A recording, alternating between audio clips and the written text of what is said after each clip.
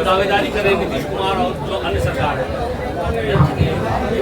बोलिए बोलिए, माइक में लेके बोलिए, माइक में लेके बोलो। अभिशाप है बिहार के लिए, क्या अभिशाप है या फिर वरदान? नहीं, जाति की बात कर रहे हैं कि जाति जनगणना की बात कर रहे हैं? नहीं, बिल्कुल नहीं। अभिशाप क्यों है? किसी भी, पहली बात कि बिहार में जो काम हुआ जातियों की संख्या को गिनने का, वो जनगणना नहीं है, वो सर्वे है। जनगणना कराने का अधिकार राज्य सरकारों को नहीं है, जनगणना केंद्र का मामला है। लेकिन उसको आप सर्वे कहिए या जनगणना कहिए, जो सर्वे यहाँ आया उससे कोई दिक्कत नहीं है। सर्वे में तो वही बात निकल के आई जो सब लोग कह रहे हैं कि समाज का एक बड़ा वर्ग जिसके नाम पर पिछले 30-35 साल में राजनीति की गई, जिनके वोट से लोग सत्ता में बैठे, उनकी स्थिति, उनके बच्चों की स्थिति जो आज से 30 वर्ष पहले थी, कमोबेश वही है। जातीय जनगणना सर्वे का जो राजनीतिक फायदा उठाने की लोग कोशिश कर रहे थे, पिछले 1 साल से हम कह रहे हैं इसका कोई राजनीतिक फायदा नहीं हो सकता है।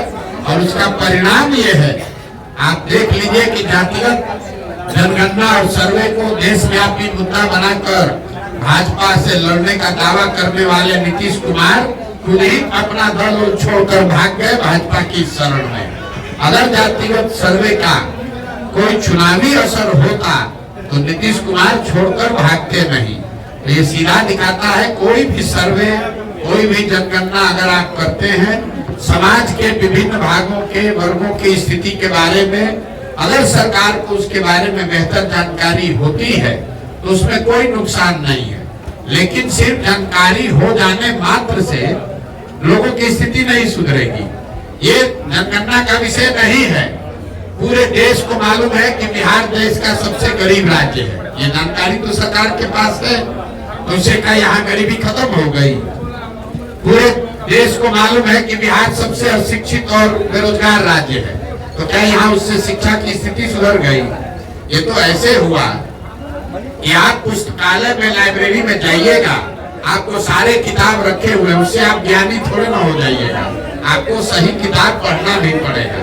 तो जनगणना से जो स्थिति निकल के आई उससे स्पष्ट है कि बिहार में गरीबी, अशिक्षा, भ्रष्टाचार, भुखमरी बहुत बड़े पैमाने पर है। और जिन वर्गों के नाम पर लालू जी, नीतीश जी ने पिछले 30 वर्ष में राज किया, उन वर्गों के लोगों को इसका कोई लाभ नहीं मिला है। ये बात पहले उनके विरोधी कहते थे। जनगणना कराकर नीतीश कुमार, लालू यादव ने वो कीचड़ अपने आप अपने मुंह पर लपेट लिया, ये स्वीकार कर लिया कि जिन वर्गों के प्रतिनिधित्व की, आवाज की, एम्पावरमेंट की बात कर रहे थे, उन वर्गों को पिछले 30-35 साल में कोई लाभ नहीं मिला। ये जो कहा जा रहा है कि सत्ता में जो लोग बैठे हैं, तो भाई ये बताइए कि अगर जो समाज में अति पिछड़ा है, जो वंचित है, जो मुसलमान है, दलित है, महादलित है, अगर उसको लाभ नहीं मिला तो उसके लाभ का हकमारी किसने किया? जो लोग सत्ता में बैठे हैं उन्होंने तो किया। तो सत्ता में 32 साल से बैठा कौन है? लालू और नीतीश। तो अगर हकमारी हुई तो सबसे बड़ी हकमारी लालू और नीतीश ने की है। इनको किसने रोका है? आज अभी सरकार में थे लालू नीतीश, साथ में किसी अल्पसंख्यक को गृह मंत्री बना देते, उप मुख्यमंत्री बना देते। तो जब सरकार बनी तो मुसलमानों के वोट से आरजेडी जो अपनी राजनीति करती है, उन्होंने मुसलमानों को एक भी विभाग नहीं दिया। अभी राज्यसभा में अपना भेजे हैं एमपी, राज्यसभा में किसी मुसलमान को नहीं भेजा। मुसलमानों को भाजपा का डर दिखाकर वोट लिया, लेकिन उनको प्रतिनिधित्व नहीं दी, भागीदारी नहीं दी। तो किसने हकमारी की? भाई प्रशांत किशोर तो है नहीं, कांग्रेस तो वहाँ है नहीं, सत्ता में है आरजेडी, और मुसलमानों ने वोट दिया है आरजेडी को। और उसके बावजूद अगर आरजेडी आपको हक नहीं दे रही है तो आपका हकमारी वही कर रही है। यही हाल नीतीश कुमार ने किया। 15 साल से अति पिछड़ा दलित, महादलित का वोट लिया, लेकिन कितने अति पिछड़ों को कोई विभाग दिया? कितने अति पिछड़ों को सामाजिक राजनीतिक जगह दी? अपने विभाग में, अपने मंत्रिमंडल में कितने महादलित को जगह दिया है?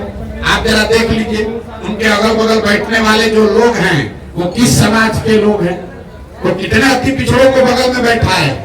यहाँ का गृह मंत्रालय, यहाँ का वित्त मंत्रालय, यहाँ का ग्रामीण विकास, जल संसाधन, पथ निर्माण, ग्रामीण कार्य, ये जितने बड़े विभाग हैं इसमें कोई अति पिछड़ा, कोई मुसलमान नहीं है।